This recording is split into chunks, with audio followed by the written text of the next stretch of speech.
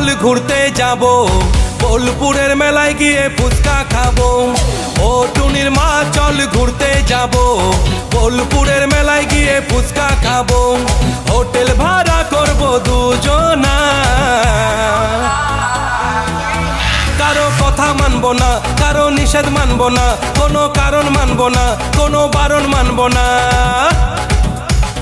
ও টুনির মা চল ঘুরতে যাব, বোলপুরের মেলায় গিয়ে ফুচকা খাবো। ও টুনির মা চল ঘুরতে যাব, বোলপুরের মেলায় গিয়ে ফুচকা খাবো।